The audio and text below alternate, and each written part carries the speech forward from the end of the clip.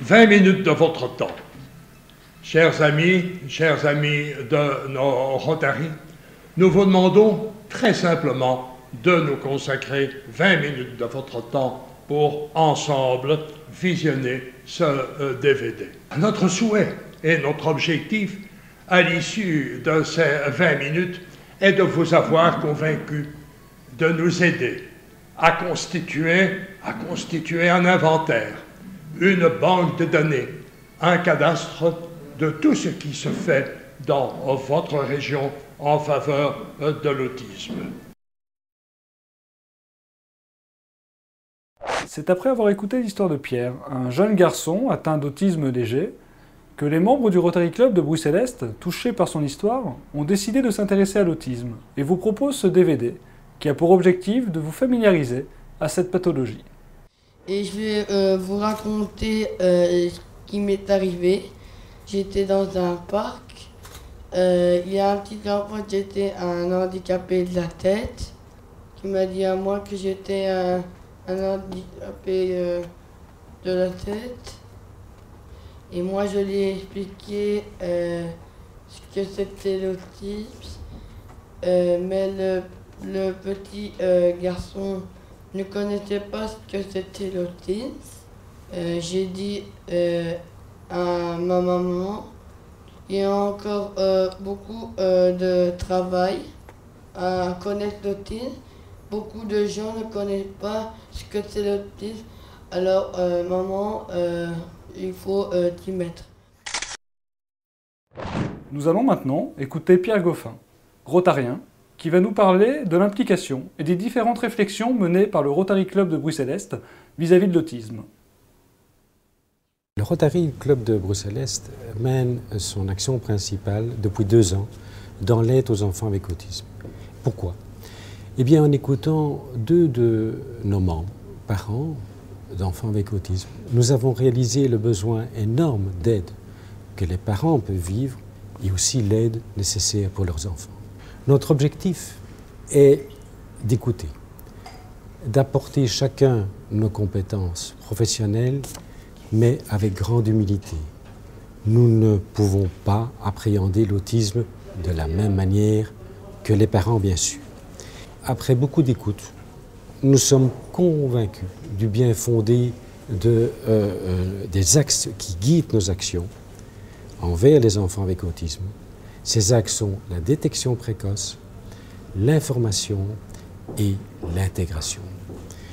Et s'il est établi que le handicap est un frein à la participation de la personne aux activités de notre société, donnons, chacun d'entre nous, le meilleur de nous-mêmes pour aller à sa rencontre. Fernand Vanez, président de la NAH, va nous parler maintenant des missions de cette ASBL rotarienne, notamment vis-à-vis de l'autisme. La NAH est une ASBL belge, une ASBL rotarienne et humanitaire et qui travaille dans les 3 districts du Rotary. La mission de l'ANH est d'améliorer la vie des personnes avec une restriction, c'est-à-dire une restriction physique, une restriction mentale et depuis peu aussi une restriction socio-économique. Le conseil d'administration se pose toujours les 4 questions structurelles, c'est-à-dire de quoi s'agit-il? Ça forme alors la niche Rotary. Comment aider? L'appui Rotary. Comment réaliser? Et aussi les futurs projets. Tous ces thèmes sont toujours apportés par les clubs Rotary. Et c'est ainsi que le club Rotary de Bruxelles-Est nous a attiré l'attention sur la restriction autisme. Un projet qui est complètement dans la mission de l'ANH, non seulement par son intérêt ou plutôt par son caractère interdistrict, mais aussi qu'un autre objectif de l'ANH est d'informer l'opinion publique, ce que le DVD va bien faire. Nous allons aborder maintenant l'autisme d'un point de vue médical. Le docteur Gérard Charles va nous expliquer l'étiologie de l'autisme et va nous définir les principaux symptômes de cette pathologie. 3 symptoms characterize patient with autism. Social withdrawal, that's where the name is coming from, actually. Autos, I, myself. Disruptive, compulsive, repetitive behaviors that could be an asset in certain works. And blunted affects, the way autistic children can't feel, perceive emotions. They can also not express their own emotion. Those three symptoms express themselves in different ways with different intensity in each patient. So we actually speak more about autism or spectrum of autistic disorders much more than autism, as did Kanner or Asperger in that time. Irrespectively of its severity, autistic disorder can also coexist with other illnesses like epilepsy, mental retardation, conduct disorders. According to literature, actually, one child out of 100 could suffer of a type of autistic disorder. The origin of autism are mostly unknown until now. Twin studies mostly concur to accept the fact that there is a genetic basis. Whenever this base can express itself through the life of the patient, we can have early troubles and birth, or we can have later at 2-3 years old kids. And those genetic studies, those twin studies, tend to refer to the fact that that's not only as it was think, sometimes, let's say 40 years ahead, that only the mother or the link with the mother was implicated in that development or in the development of that trouble. Il n'existe pas de traitement médicamenteux à proprement parler pour soigner l'autisme. Par contre, il y a de nombreuses actions à mener afin de mieux l'appréhender et de permettre aux enfants autistes de mieux vivre en harmonie dans notre société. Une de ces actions est l'information. Monsieur Christian Lasserre, président du Rotary Club de Bruxelles-Est, s'est intéressé aux différents endroits où l'on parlait d'autisme, notamment dans l'œuvre littéraire de Robert Ludlum. Je crois qu'un des rôles du Rotary, c'est de mieux faire comprendre l'autisme par le plus grand nombre de personnes. Et à ce point de vue-là, les actions du Rotary sont importantes, et le fait d'avoir entendu parler de l'autisme d'une manière un peu précise par le Rotary m'a aussi ouvert les yeux et m'a permis d'être plus attentif aux autres endroits où on parlait d'autisme. Et il y a quelques années, presque 10 ans maintenant, en lisant pendant un week-end un roman d'un des acteurs les plus célèbres, Robert Ludlum, j'ai vu qu'un de ses principaux personnages, Marty Zellerbach, était au fond autiste, et c'est en lisant dans un roman que j'ai commencé à comprendre, par exemple, ce qu'étaient les caractéristiques des autistes Asperger. Et Robert Ludlum dit, je me rappelle que mon père avait fait allusion une fois à un collaborateur très curieux et vraiment merveilleux, un excentrique, un garçon un peu reclus, originaire d'Amérique, qui souffrait d'une variante inconnue d'autisme. Mais ce garçon était aussi un génie de l'informatique. Il m'a laissé entendre que ce docteur Z, comme il l'appelait, s'était tout simplement présenté un matin directement de l'aéroport pour lui proposer de participer à ses recherches. Quand papa a compris ce dont il s'agissait et ce dont il était capable, il lui a tout montré.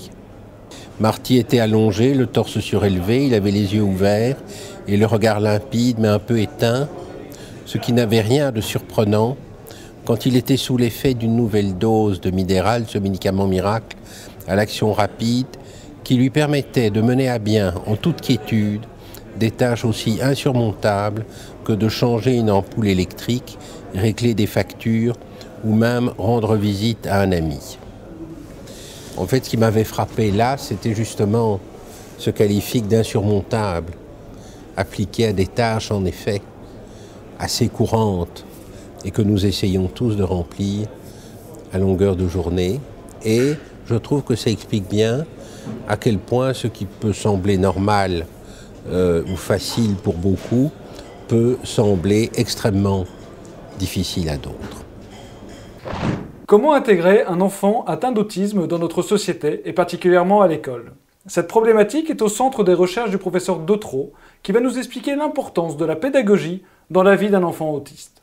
Nous sommes de plus en plus dans l'idée, que ce soit au niveau international, que ce soit au niveau européen, de permettre à tous les enfants d'accéder à l'éducation pour tous, c'est-à-dire l'école telle que nous la connaissons pour tous, dans le village, dans le quartier. Et tous les enfants, en ce compris les enfants avec autisme, sont amenés aujourd'hui à aller vers cette école d'enseignement dit ordinaire. Enseignement ordinaire, enseignement spécialisé, on a, je crois, tendance à les opposer. Nous sommes dans un pays, notamment en Belgique, où clairement nous avons depuis 1970 un enseignement spécialisé, structuré, avec des organisations pédagogiques différenciées. On pourrait dire donc qu'on a tout ce qu'il faut. Et quelque part, dans les représentations générales qu'on peut avoir au niveau des enfants en situation de handicap, on se dit voilà, on a un enseignement spécialisé, c'est là qu'ils doivent aller. Mais donc, on aurait une tendance un peu rapide à dire que tous les enfants qui présentent des difficultés d'apprentissage ne peuvent pas être adaptés dans l'enseignement ordinaire, ce qui est faux, puisque l'enseignement ordinaire peut lui aussi se transformer, peut lui aussi, sur le plan notamment des méthodes par exemple, avoir de nouvelles méthodes ou avoir effectivement des méthodes mieux adaptées pour les besoins des enfants. Et je crois qu'il faut savoir que dans l'enseignement ordinaire, nous avons beaucoup de difficultés d'apprentissage chez les enfants. Donc il y a un continuum entre l'enseignement ordinaire et l'enseignement spécialisé. Ce n'est pas une simple séparation, il y a effectivement l'idée que des enfants peuvent par exemple commencer à être à l'école dite d'enseignement ordinaire, puis en fonction de leurs besoins, passer dans l'enseignement spécialisé, ou le contraire, et effectivement voir que des enfants qui ont progressé dans l'enseignement spécialisé ont aujourd'hui effectivement une possibilité d'aller dans l'enseignement ordinaire. Sur l'intégration, on est passé d'abord par toute une phase dans les années 80, début des années 90, où on essaie de démontrer la supériorité de l'enseignement spécialisé ou de l'enseignement ordinaire. Ce genre d'études, pour finir très partielles, n'a pas vraiment abouti à des choses intéressantes. Donc à partir du moment où on a dit oui, accessibilité dans l'enseignement ordinaire, il est évident évidemment que les chercheurs se sont posés des questions de savoir oui, mais qu'est-ce que l'enfant peut apprendre dans l'enseignement ordinaire et comment surtout cela peut se passer. Et donc progressivement en fait les recherches se sont centrées sur les bénéfices, qu'est-ce que les enfants gagnaient. Donc là on trouve évidemment que tout ce qui est en termes de qualité de vie, là, il y a une constante dans les recherches qui montre que l'enfant gagne. Si on parle, par exemple, dans le cas de l'enfant autiste, dont on sait qu'il a des difficultés, par exemple, au niveau de la communication, au niveau de toutes ces interactions sociales, eh bien là, clairement, l'enfant va gagner au niveau de toute cette socialisation en étant avec d'autres enfants dans l'enseignement ordinaire. Donc je pense que ça c'est une évolution quand même importante au niveau de la recherche, c'est de se concentrer sur qu'est-ce que l'enfant apprend et aussi sur comment l'enfant apprend. Et donc au niveau pédagogique, il y a énormément de méthodes aujourd'hui ou de stratégies qui sont montrées comme très efficientes et donc qui peuvent être aussi progressivement conseillées en quelque sorte aux enseignants. Et donc pour les parents, c'est évidemment la garantie en quelque sorte d'avoir des écoles qui soient mieux outillées, qui soient mieux prêtes à accueillir des enfants différents et à faire avec eux alors un bout de chemin significatif. on voit par exemple que tout ce qui est l'apprentissage coopératif, c'est-à-dire de mettre des enfants autour d'un projet et de les faire travailler ensemble, de faire en sorte que des enfants puissent aussi qu'un enfant puisse être le tuteur d'un autre enfant, c'est une démarche qui est très vieille, on connaît ça depuis l'Antiquité, mais aujourd'hui en fait l'enseignement par tutorat où un enfant par exemple plus âgé vient aider un enfant plus jeune, tout ça va créer aussi une opportunité au niveau de tout ce qui est l'apprentissage pour cet enfant qui devient le tuteur, d'apprendre la différence, la tolérance, l'ouverture à l'autre de manière générale.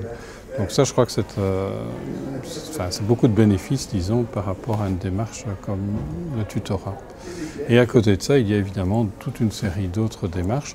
Par exemple, évidemment, l'introduction de nouvelles technologies aujourd'hui est certainement aussi une voie intéressante dans l'intégration des enfants. Le professeur Van Null et son équipe ont mis au point un programme d'intelligence artificielle capable de lire les lettres dans notre cerveau, puis de les restituer à l'écran afin de reformer les phrases. Cette avancée technologique va améliorer la qualité de vie des enfants souffrant de troubles de la communication, et notamment des enfants autistes.